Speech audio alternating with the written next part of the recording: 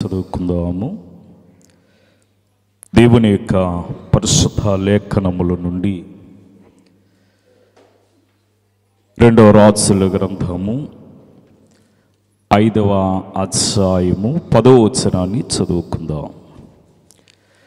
2వ రాజుల గ్రంథము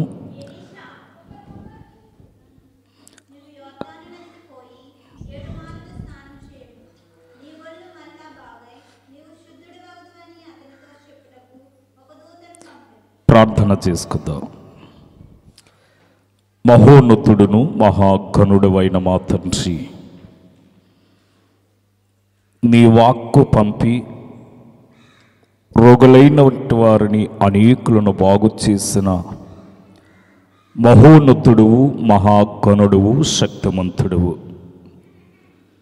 నేటి దినాన మేము నీ వాక్యము ద్వారా మా శరీర బలహీనతలను పెళ్లగించుకునటానికి నీ వాక్కును మాకు అనుగ్రహించి వాక్యానుసారముగా జీవించడానికి మాకు తగు శక్తిని ప్రసాదించమని మా మంచి బోధకుడవైన క్రీస్తు ప్రభును బట్టి ప్రథమలాడుకొనుచు ఉన్నాము తండ్రి. ఆమీన్.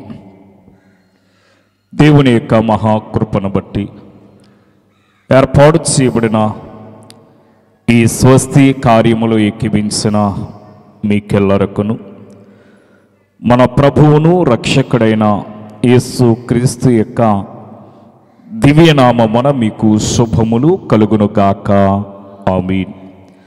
చదవబడిన వాక్య లేఖనములలో నీవు యొర్దాను నదికి పోయి 7 మార్లు స్నానము చేయము అనే మాటను మనము వాక్యానుసారముగా మనము చూడగలిగిన వారమై ఉన్నాము. నా యొక్క వాక్య అంశం ఏమిటంటే నయమాను. ఈ నయమాను అనే పేరు బైబిల్ గ్రంథములో మనము అనేక పరిణామములు మనము చూస్తూ ఉంటాము. నయమాను అనగా మనోహరమైనది లేక మరి అందమైనది అని అర్థాన్ని మనకు చూపిస్తూ ఉంది.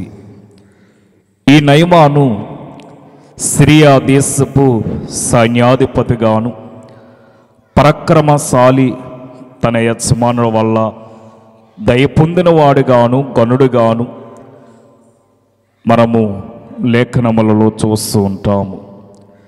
ఇంతటి గనుడైనటువంటి నయమాను భయంకరమైనటువంటి కుష్టి రోగముతో అతడు బాధపడుచున్నట్లుగా ఈ 2వ రాజుల గ్రంథము 5వ అధ్యాయము ప్రారంభ వచనములో మనం చూస్తూ ఉంటాం. అయితే ఇక్కడ మనం గమనిస్తే ఒక మనుష్యునికి ఈ రోగము లేక ఈ వ్యాధి సోకింది అంటాను గల మరి ఆ యొక్క వ్యాధి యొక్క లక్షణాలు ఏమిటి అనే విషయాన్ని మనం ఆలోచిస్తే అక్కడ మరి వాపు మరి వాయిచ్చు ఉంటుంది, ఎముకలు కొరుకుచ్చు ఉంటాయి, చర్మము మరి ఆ స్పర్శ జ్ఞానము తెలియకుండా పోవటము, అది చీము రక్తము కారటము దాని యొక్క లక్షణాలు అనే మాటను మన వాక్యములో చూస్తూ ఉంటాము. నయమాను పాపి అయిన మానవునికి సాదృశ్యముగా కనబడుతూ ఉన్నాడు.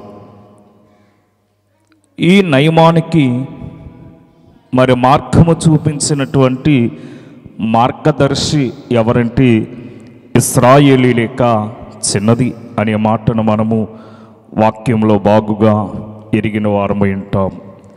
అయితే బైబిల్ గ్రంథములో ఈ కుష్ఠరోగము గల వారు ఎంతమంది ఉండొచ్చు అనే విషయాన్ని మనం చూస్తే మరి చాలా పరిణామములు మనకి అనేకులు అగపడుతూ ఉంటారు.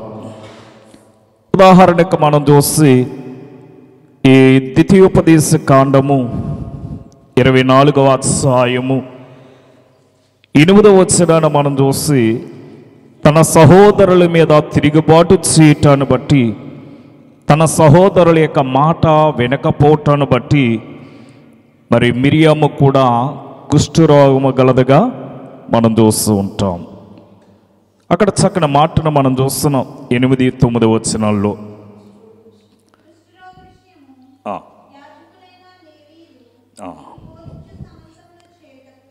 కనుక ఎవరు బోధిస్తారు అంటే యాజకులైనటువంటి బోధకులు బోధించినటువంటి మాటను శ్రద్ధగా గైకొనాలి. అనగా ఆ మాట శ్రద్ధగా ఆలకించకపోతే వారికి మరి కలుగుతున్నటువంటి భయంకరమైనటువంటి ఆ తీవ్రత ఏమిటంటే ఈ యొక్క మిరియాం దగ్గర మనం చూస్తాము. అది తెల్లని మరి కుష్టి రోగము. అలాగని ఇంకా మనం చూసి ఈ 2వ రాజుల గ్రంథంలో నయమాను మనకి కనబడుతున్నాడు. అతడు మరి కుష్టి రోగము గల నయమాను. ఇంకా మనము ఈ యొక్క కుష్టి వ్యాధి గల వారి విషయంలో మనం ఆలోచిస్తే కుష్టి రోగము గల ఉజ్జియా మనకి కనబడుతుంటాడు. 2వ దినవృత్తాంతములు 26వ అధ్యాయము 19వ వచనాన్ని మనం గమనిస్తే చూడండి, దేవుని దాసులైనటువంటి ఆ యొక్క ప్రతిష్ఠింపబడిన నిర్ణయింపబడిన నియమింపబడినటువంటి యాజకత్వాన్ని ధిక్కరించి నేను రాజుని అనే గర్వముతో అహంభావంతో యాజకులైన వారిని ధిక్కరించి యాజకులు వేయవలసినటువంటి ధూపాత్రిని చేతపట్టుకుని దేవుని యొక్క మందిరములో ప్రవేశించినటువంటి ఈ రాజు అయినటువంటి ఉజ్జియా ఏం చేయబడ్డాడట? చదువుదాం.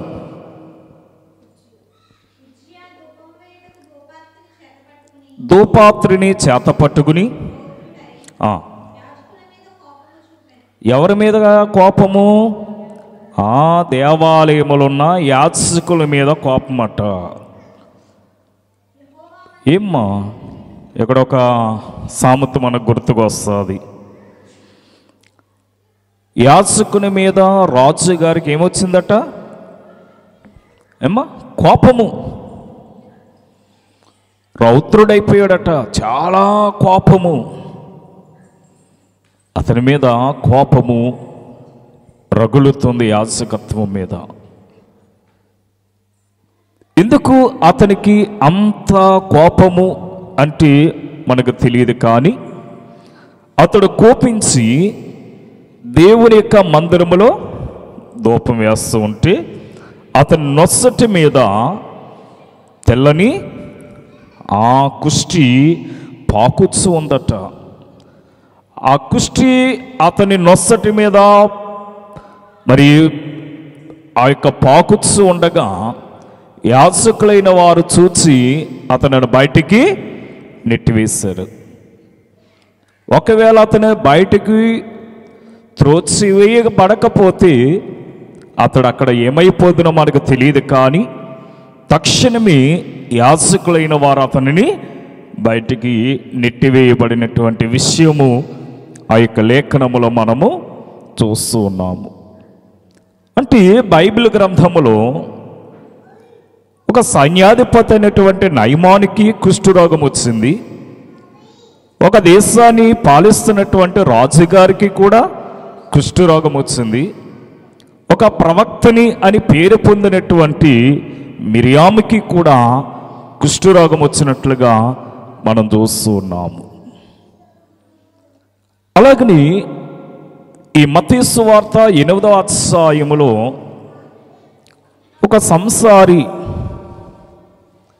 తన యొక్క కుటుంబ వ్యవస్థను క్రమముగా అతడు ముందుకు కొనసాగిస్తూ ఉండగా తన సంసారిక జీవితంలో భార్య పిల్లలు కలిగి జీవిస్తూ కొంత అస్వస్థతను బట్టి అతనికి వచ్చినటువంటి ఆ యొక్క కుష్టి వ్యాధిని బట్టి ఇంటి నుండి అతడు వెలివేయబడ్డాడు. ఇంటి నుండి అతనిని తన భార్య తన పిల్లలు తన కుటుంబము, గ్రామస్తులు అందరూ కూడా అతనిని బయటికి త్రోలివేసినట్లుగా ఈ మత్తయి సువార్త 8వ అధ్యాయములో మనం చూస్తూ ఉంటాము. 2వ వచనంలో మనం చూసి, ఇదిగో కుష్ఠరోగి వచ్చి ఆయనకు మ్రొక్కి, ప్రభువా, అంటే ఇతడు తన భార్యకి ఇష్టడు కాదు, తన పిల్లలకి ఇష్టడు కాదు, తన తల్లిదండ్రులకు ఇష్టడు కాదు, తన గ్రామస్తులకి ఇష్టడు కాదు. కానీ ఇప్పుడు దేవునికి ఇష్టడవ్వాలి అని అతనిని అందరూ త్రోసివేయటాన్ని బట్టి ఇక దిక్కు లేక ఎవరు అతనిని చేర్చుకోక యేసు యొద్దకు వచ్చినట్లుగా మనం చూస్తూ ఉన్నాం. అందుకే అతడు ప్రభు అయిన యేసు యొద్దకు వచ్చి, ప్రభువా, నీకిష్టమవుతే నన్ను శుద్ధినిగా చేయగలవు అంటున్నాడు. వెంటనే యేసు వానిని ముట్టి వానిని బాగు చేసినట్లుగా ఈ మత్తయి సువార్త 8వ అధ్యాయములో మనము చూస్తున్నాం. అలాగనే మరి ఒక సందర్భం ఏమిటంటే, యేసు జీవించినటువంటి దినాల్లో 10 మంది కుష్ఠరోగులు ప్రభు అయిన యేసు యొద్దకు వచ్చి వారు అంటున్నారు కదా, ప్రభువా, మమ్మను బాగుచ్చి అని అడిగేటప్పుడు యేసు వారి కొరకు ప్రార్థన చేశాడు. వారు కొందరు మార్గములోను మరికొందరు ఇంటి యొద్ద బాగుపడ్డారు. కానీ కృతజ్ఞత తెలియచేయటానికి ప్రభు అయిన యేసు యొద్దకు ఒక్కడ మాత్రమే తిరిగి వచ్చాడట. ఈ విషయాలు ఇలాగుంటే పాత నిబంధన కాలంలోని కూడా మనం చూస్తాము. 4 కుష్ఠరోగులు ఈ సోంబ్రోను ప్రాంతములో కరువు సంభవించినటువంటి ఆ భయంకరమైనటువంటి ఆ పరిస్థితుల్లో వారి గ్రామ బహిష్కరణ విధించిన తర్వాత వారు గ్రామమునకు వెలుపల జీవిస్తూ ఇక మనము కొన్ని దినాల్లో మనము చనిపోతాం. ఆహారము లేక, త్రాగటానికి నీరు లేక, ఎక్కడున్నా చనిపోవాలి, పాలెములోనికి వెళ్ళినా మనకెవరు ఎవరు అనికిని వారు ఒక నిర్ణయము కలిగి వారు ఏం చేశారంటే శత్రువుల యొద్దకు వారు ప్రయాణం చేస్తారు. వారు శత్రువుల యొద్దకు, ఆ సిరియానుల దండి యొద్దకు వారు ప్రయాణమై వెళుతుండగా ఈ కుష్ఠరోగుల యొక్క పాదములు సరిగా లేకపోవటాన్ని బట్టి వారు నడిచినటువంటి నడకకి వారు పరుగులెత్తుచున్న రథముల యొక్క శబ్దం వలె అది ధ్వని రావటాన్ని బట్టి ఆ యొక్క సిరియాన్లు వారి ఆహారములను విడిచి, వారి సామాగ్రులను విడిచి, వారి వెండి బంగారములను విడిచి, ధనాన్ని విడిచి వారి ప్రాణాలు కాపాడుకోవటానికి వారు పారిపోయినట్లుగా మనం చూస్తూ ఉంటాము. ఇంతకీ వారి యొద్దకు వెళ్ళిన వారు ఎవరంటే బలహీనతతో, వ్యాధితో, అనగా ఎవరైనా వారిని అలా గెంటితే పడిపోయినటువంటి ఆ రోగులను చూసి యుద్ధ నైపుణ్యత కలిగినటువంటి బలశాలైనటువంటి వారి పారిపోయినట్లుగా మనం చూస్తూ ఉన్నాము.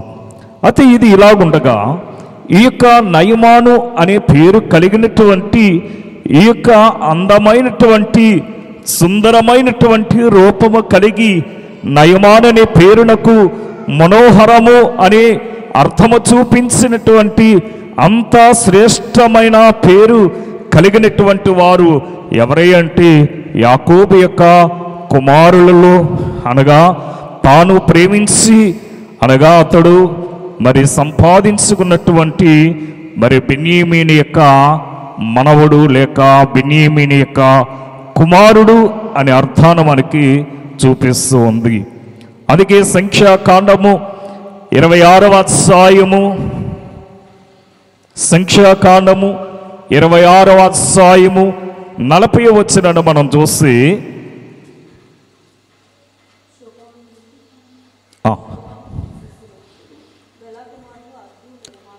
బెల్లా కుమారుల్లో ఒకడు నయమాను. ఎవరి బెల్లా ఏమ్మా? ఈ బెల్ల ఎవరు? బెన్యామీను యొక్క ఏమ్మా కుమారుడు.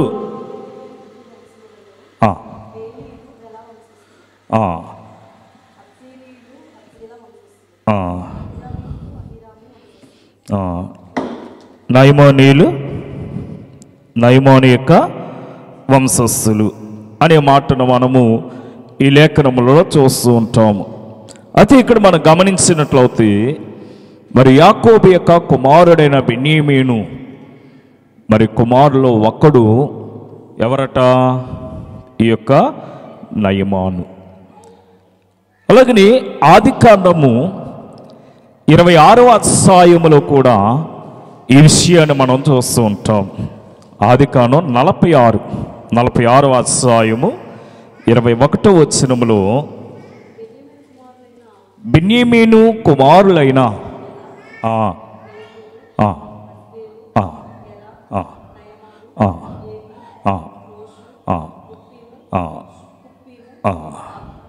కనుక ఇక్కడ యాకోబు కుమారులో ఒకడు బెన్యామీను అవుతే బెన్యామీను కుమారులో ఒకడు నయమాను అనే విషయాన్ని కూడా మనకు చూపిస్తుంది.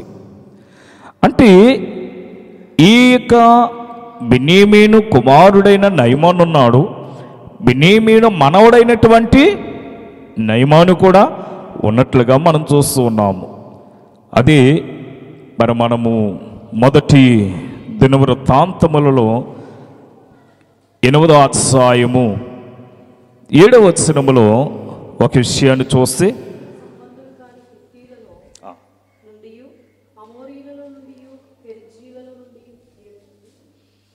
8:7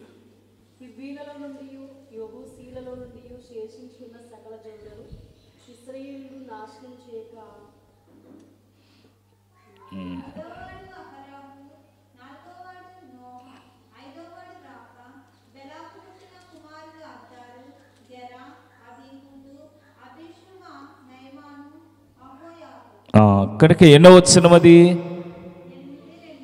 8:2. Okay okay okay.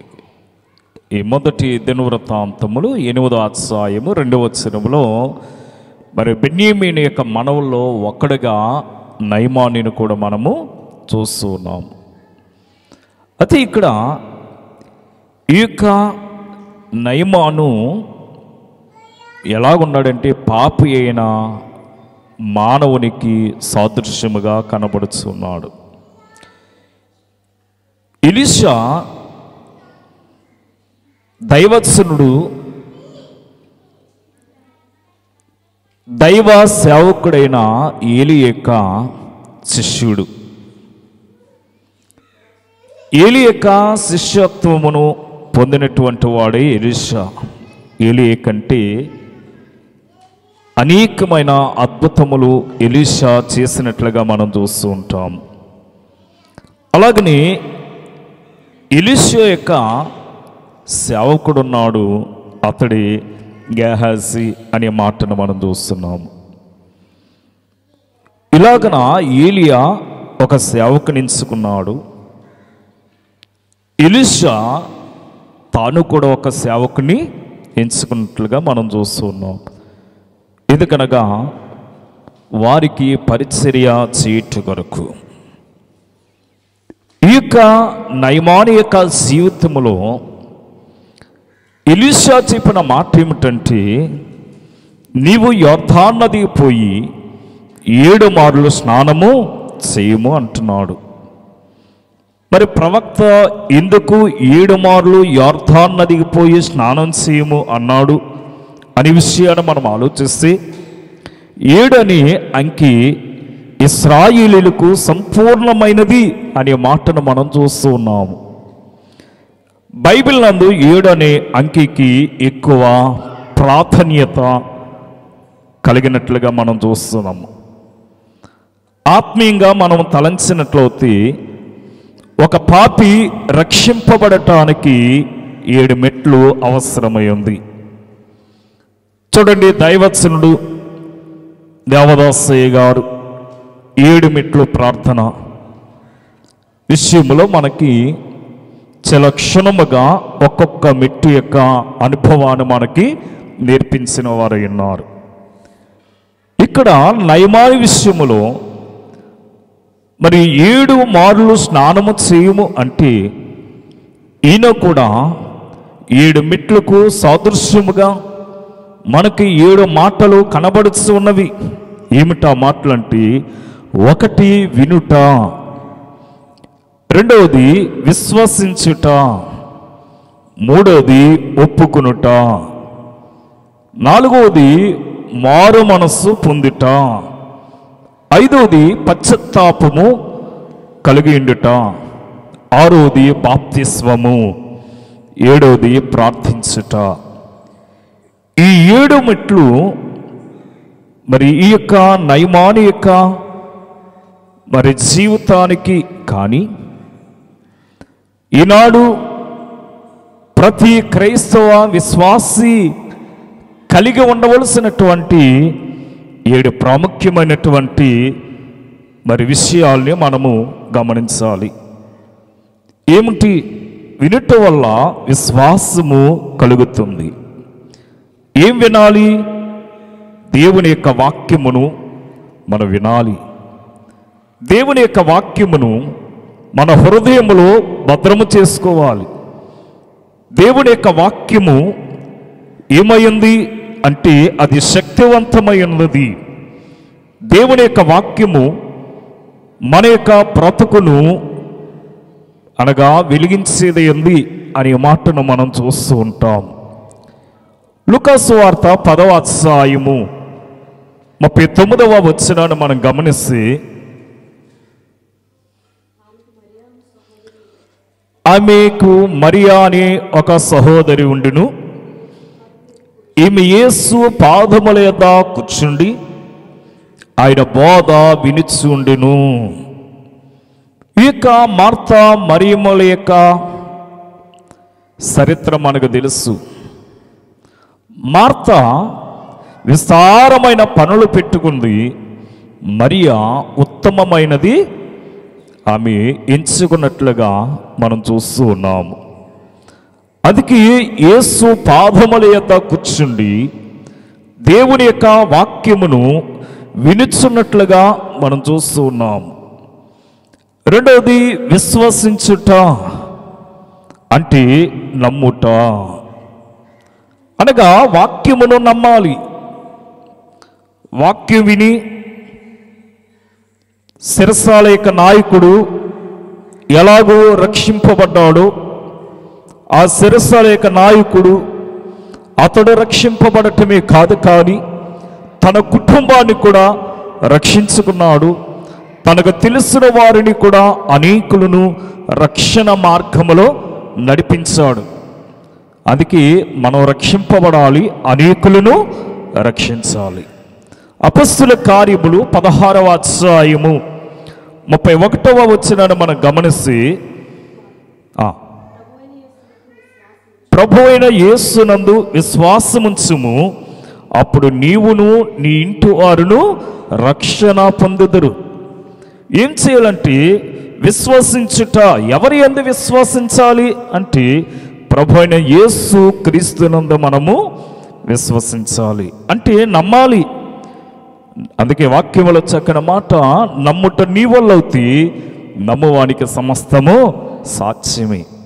అపొస్తలుడైనటువంటి పౌలు రోమీయులకు రాసిన పత్రిక 10వ అధ్యాయము 9వ వచనములో మాట్లాడుచు, అది మనగా యేసు ప్రభు అని నీ నోటితో ఒప్పుకుని దేవుడు మృతులలో నుండి ఆయనను లేపునని నీ హృదయమనందు విశ్వసించిన ఎడల నీవు రక్షింపబడదువు. యేసు రక్షకుడు అని నువ్వేం చేయాలి? ముందు నమ్మాలి. కనుక నీవు నమ్మటమే కాదు, నీ నోటితో ఒప్పుకోవాలి, అనేకులకు ఆ విషయాన్ని బయలుపరచాలి. ఇలాగన మనము ఒక్కొక్క మెట్టు మనం ఎక్కుతూ ఉంటే మన యొక్క మానవ హృదయంలో ఉన్నటువంటి పాపము ఏమైపోద్దట? తొలగిపోయి మన హృదయము శుద్ధి అవుతుంది. మూడోది ఒప్పుకునుట. ఏం ఒప్పుకోవాలి అంటే మనము మన పాపములను ఒప్పుకోవాలి. ఈవేళ పాపమును కప్పుకోవటాన్ని బట్టి ఈనాడు సర్వ లోకమంతా కూడా పాపము చేత నింపబడినట్లుగా మనం చూస్తూ ఉన్నాము. అందుకని మన పాపములను మనము ఒప్పుకుని ఎడల ఆయన నమ్మదగిన వాడును నీతిమంతుడును కనుక ఆయన మన పాపములను క్షమించి సమస్త దుర్నీతి నుండి మనలను పవిత్రులుగా చేయును అనే మాటను మనం చూస్తున్నాము. కనుక మనం ఒప్పుకోవాలి. అందుకే దైవత్సనుడు చక్కని కీర్తనలు అంటాడు కదా, ఒప్పుకొనము ఏమ్మా. కనుక మన పాపములను ఒప్పుకోవాలి. ఒప్పుకుందును రావయ్య అంటున్నాడు. కనుక మన పాపములను మనము ఒప్పుకుని వారమై ఉంటే ఈ యొక్క సమస్తమైన దుర్నీతి నుండి, సమస్తమైనటువంటి పాపము నుండి మనం రక్షింపబడిన వారమై ఉంటాము. అందుకే ఒప్పుకునము నిన్ను నీవు అంటున్నారు. కనుక మనంతటిక మనము ఒప్పుకుని మరి ప్రభు ఎదుట మనము నీతిమంతులుగా తీర్చబడాలి. అలాగని మరి పాపములను ఒప్పుకున్నటువంటి మనము నాలుగో మెట్టు మీద మారు మనస్సు పొందాలి. ఏమిటి మారు మనస్సు అంటే అపొస్తలుడైనటువంటి ఈ యొక్క పౌలు గారు చక్కని విషయాలు మనకు చూపిస్తూ ఆయా సందర్భంలో మనం చూస్తాము మరి మారు మనస్సు విషయంలో.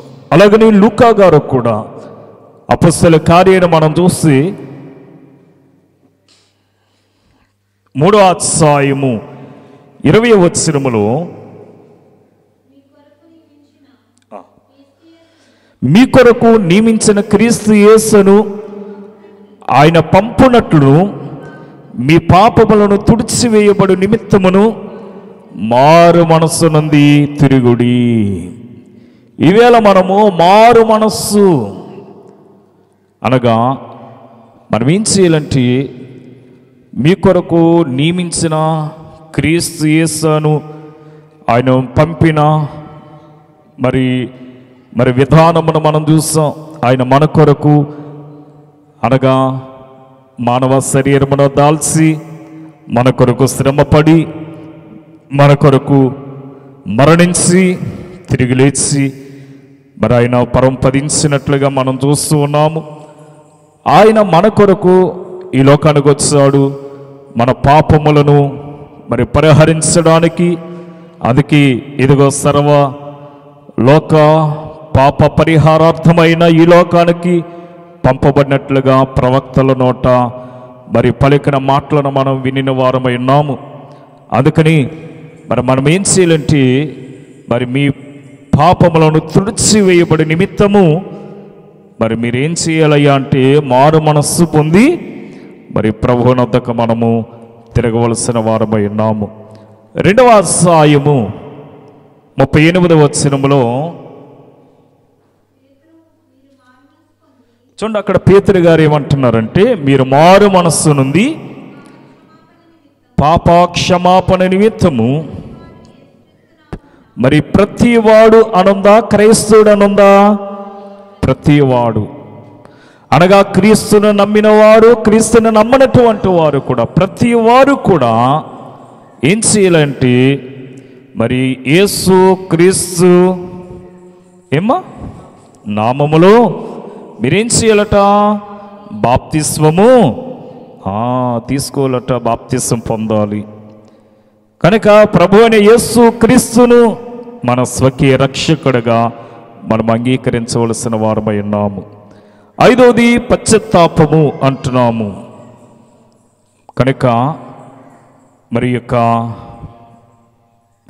మరి మన పాపముల నిమిత్తము, మన వ్యసనముల నిమిత్తము మనం ఏం చేయాలంటే ప్రభు ఎదుట పశ్చాత్తాపపడాలి. మత్తయి సువార్త 26:75 వచనములో ఉన్నట్టుగా, అలాగని 27 3వ వచనములో ఉన్నట్టుగా మరి కోడి కొయ్యక మునిపి నీవు నన్ను ఎరగనని ముమ్మారు చెప్పదు అని యేసు మరి పేతురుతో చెప్పినటువంటి మాట పేతురు ఏం చేసుకున్నాడట? జ్ఞాపకం తెచ్చుకుని వెలుపలకు పోయి సంతాపపడి ఏడ్చాడట, పశ్చాత్తాపడ్డాడు. మనము కూడా మరి క్రీస్తునందు క్రీస్తు యొక్క ప్రేమను ఎరిగినటువంటి మనము ఆయన మన జీవితంలో ఆయన చేసిన అద్భుతములను ఉపకారములను మనం తలంచుకుని మనం ఏం చేయాలంటే పశ్చాత్తాపపడాలి. అలాగని మరి బాప్తిసాలు పొందాలి.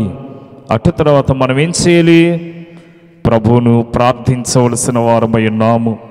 అందుకని ఇక్కడ మనం గమనించినట్లయితే మరి యొక్క నయమాను మరి ఏం చేశాడు అంటే ఆ యొక్క దైవజనుడైనటువంటి ఆ ప్రవక్త చెప్పినట్లుగా చేయటాన్ని బట్టి అతడు శుద్ధుడు అయినట్లుగా మనము చూస్తూ ఉన్నాము. అందుకే నమ్ముట నీ వల్ల అవుతే నమ్మువానికి సమస్తము సాధ్యమే. లూకాసు వార్త 4వ అధ్యాయము 27వ వచనంలో